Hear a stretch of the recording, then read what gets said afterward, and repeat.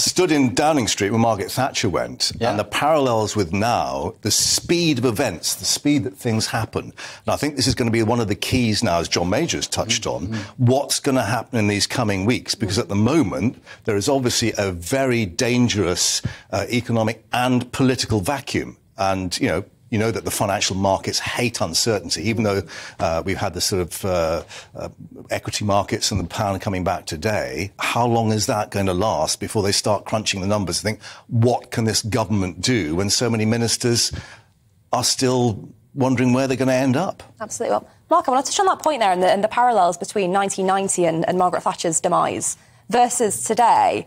Obviously, so different in terms of technology. Back then, you couldn't refresh Twitter for updates every 4 minutes.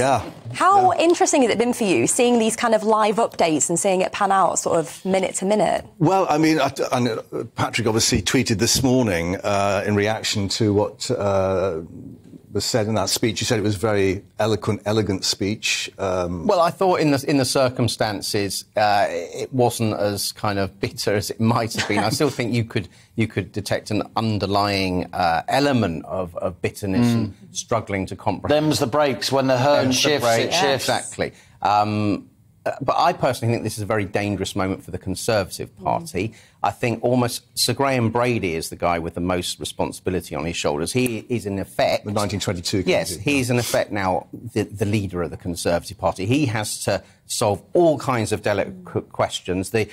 Can Boris Johnson continue? I think if you get people like John Major wading in and wanting Boris Johnson No great out, friend of Boris Johnson. No, exactly. No. I think that would be... That will galvanise... catastrophic for party unity if the Major, Theresa May people get rid of Boris Johnson and install a Remainer in...